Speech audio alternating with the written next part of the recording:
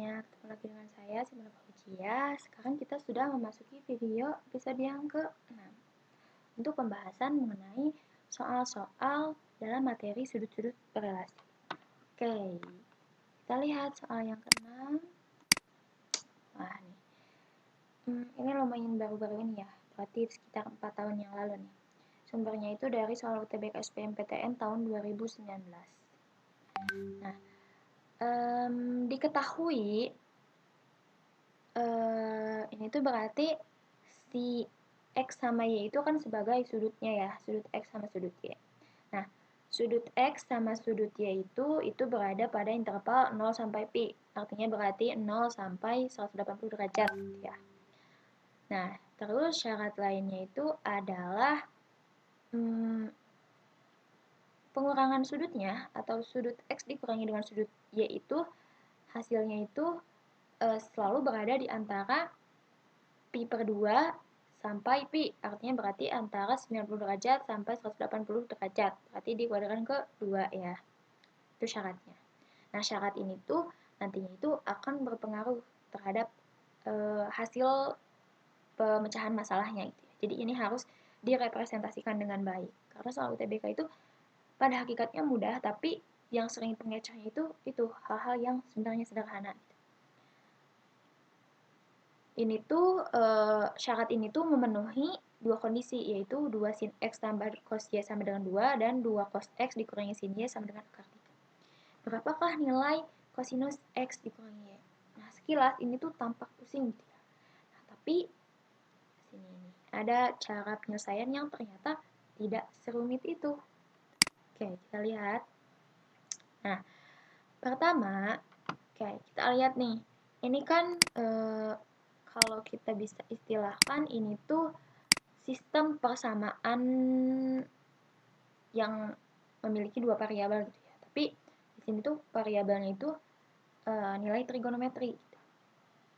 Nah, ini tuh kan kita gak bisa gitu ya. Kayak misalkan kalau misalkan dalam sistem persamaan dua variabel yang seperti biasa, kita bisa eliminasi atau substitusi. Gitu.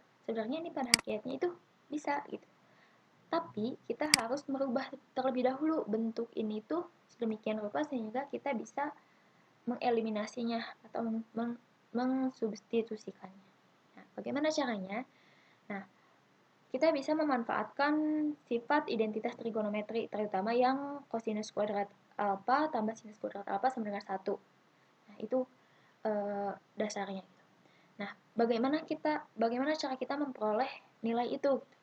Kita bisa melakukan perlakuan yang sama kepada dua persamaan ini, yaitu dengan cara mengkuadratkan keduanya, supaya kita akan memperoleh nilai itu, sinus kuadrat alfa sama kosinus kuadrat alfa. Maka persamaan yang pertama kita kuadratkan, yang kedua juga sama kita kuadratkan nih. Yang ini dikuadratkan, yang ini juga dikuadratkan. Nah, ini kan kalau dikuadratkan akan diperoleh 4 sinus kuadrat X ditambah kosinus kuadrat Y ditambah 4 sinus X cos Y. Nah, ini penjabarannya mungkin bisa teman-teman lihat sendiri ya, berarti kan 2 sin X dikali 2 sin X berarti jadi 4 sin X. 2 sin X dikali cos Y berarti dikali 2 kan, karena nanti dikali lagi gitu, berarti jadi 4 sin X cos Y yang ini. Terus cos Y dikali cos Y jadi cos kuadrat Y. Nah, yang ininya juga harus dikuadratkan sama, karena harus berlaku hal yang adil gitu, antara karena ini tandanya itu sama dengan, maka harus diberlakukan hal yang sama antara ruas kanan sama ruas kirinya. Itu adalah konsep dasar dari persamaan ya. Sehingga diperoleh sama dengan 4, yang ini juga sama, dikuadratkan diperoleh hasilnya ini. Untuk perhitungannya bisa teman-teman hitung sendiri. Nah, setelah itu dari bentuk kalau terpisah gini, ini kan bukan nggak bisa ya, sebenarnya bisa saja ya diubah menjadi menjadi yang aturan identitas itu, yang rumus identitas trigonometri itu bisa saja. Tapi nanti ini masih menyisakan, kalau ini kita pecah menjadi 3 sin kuadrat X ditambah cos kuadrat Y, nah itu kan masih akan menyisakan nilai sin kuadrat X-nya gitu ya. Sedangkan yang ini memuat cos Y. Nah, alangkah lebih baik jika kedua persamaan ini kita jumlahkan nih. Jadi persamaan ini kita jumlahkan dengan persamaan yang ini.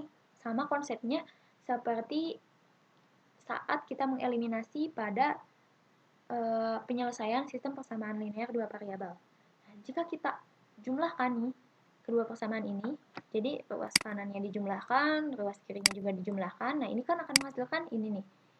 4 sin kuadrat X ditambah 4 cos kuadrat X. Nah, berarti ini bisa kita faktorkan nih, jadi 4 dikali sin kuadrat X tambah cos kuadrat X. Tuh, terus yang ini juga bisa kita jumlahkan menjadi sin kuadrat Y tambah cos kuadrat Y. Atau ini sebenarnya bisa kita ubah menjadi seperti ini. Sebentar. Nah, ini tuh sebenarnya nih, ini tuh bisa kita ubah ya. Jadi, ini kan, enggak. Tidak bisa seperti itu ya, karena ini beda kan ya. Ya, keliru. Tuh, ini betul yang tadi. Nah, ini 4 sin kuadrat X ditambah 4 cos kuadrat X. Ini kan kalau misalkan gini, kita gak bisa gitu ya, gak bisa. Bisa diotak-atik tapi susah gitu. Tapi ketika kita gabungkan nih, uniknya di sini akan menghasilkan 4 sin kuadrat X tambah 4 cos kuadrat X, di mana ini bisa kita faktorkan menjadi 4 kali sin kuadrat X tambah cos kuadrat X. Yang ini juga akan menghasilkan cos kuadrat Y ditambah sin kuadrat Y, atau karena berlaku komutatif gitu ya, bisa kita pindah menjadi sin kuadrat Y tambah cos kuadrat Y. Ini juga kalau kita tulis dulu ya. Jadi 4 sin X cos Y dikurangi 4 cos X sin Y sama dengan 7. Nah, ini kan identitas trigonometri. Hasilnya itu 1. Jadi 4 dikali 1, 4. Yang ini juga hasilnya 1 karena sama-sama aturan identitas. Nah, yang ini tetap 4 sin X cos Y dikurangi cos X sin Y sama dengan 7. Nah, ini difaktorkan ya, 4-nya dikeluarkan. Nah, sehingga diperoleh 5 ditambah 4 dikali sin X cos Y dikurangi cos X sin Y sama dengan 7. Atau kalau kita hitung, sehingga diperoleh hasilnya itu sin X cos Y sama dengan cos X sin Y sama dengan negatif, sama dengan setengah. Nah, ini bisa kita ubah ternyata. Uniknya, ketika kita ubah, ini tuh ada di pembahasan mengenai pengurangan trigonometri atau apa ya, pokoknya di bab sebelumnya. Ini tuh kalau kita ubah itu bentuknya sama dengan sin X dikurangi Y. Sin X dikurangi Y. Nah, uniknya ini kita sudah hampir mendekati yang dicari.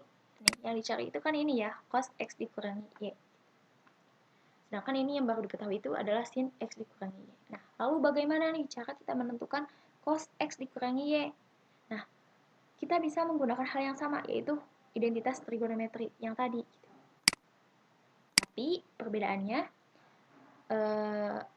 kan kalau identitas trigonometri yang ini tuh pada hakikatnya kan sin alfa, sin kuadrat alfa ditambah cos kuadrat alfa sama dengan 1.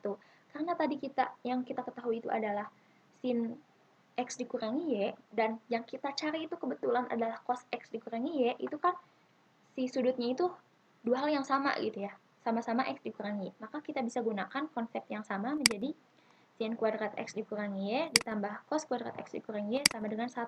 Ini tuh sama diadopsi dari identitas trigonometri. Hanya yang perlu diperhatikan itu adalah ini nih sudutnya.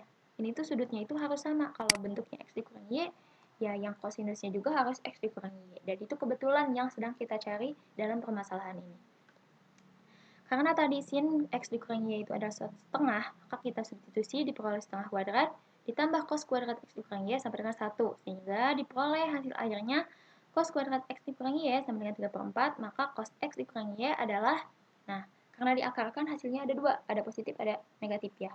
Positif negatif dari akar 3/4. Kalau dikeluarkan itu menjadi positif negatif dari setengah akar 3. Nah, lalu kita bingung nih, yang mana yang benar, yang setengah akar 3 atau yang negatif setengah akar 3? Nah, ini gunanya syarat yang awal, yang ini. Karena kita akan melihat mana nih yang sebenarnya memenuhi jawaban atas masalah ini. Maka kita lihat nih, berarti kita gunakan aturan yang ini nih, yang kedua. Karena di sini itu yang ini kan sudutnya itu X dikurangi Y, maka kita gunakan syarat yang kedua bahwa X dikurangi Y nya itu tadi harus berada di kuadran kedua. nilai kosinus dikuadran kedua harus kita ingat yaitu negatif. Maka yang nilai yang memenuhi itu adalah yang negatif setengah akar 3. Jadi hasil akhirnya adalah bahwa kosinus X dikurangi Y itu adalah sama dengan negatif setengah akar 3. Nah, gitu teman-teman. Cara penyelesaiannya yang ternyata konsep dasarnya itu, penyelesaiannya itu sebenarnya ada di identitas trigonometri. Ternyata soal yang sepertinya rumit pada dasarnya menggunakan suatu konsep yang sederhana, yaitu aturan-aturan trigonometri yang sudah ada sebelumnya. Nah, mungkin cukup sekian di video pembahasan yang ke-6 ini. See you di 4 video berikutnya.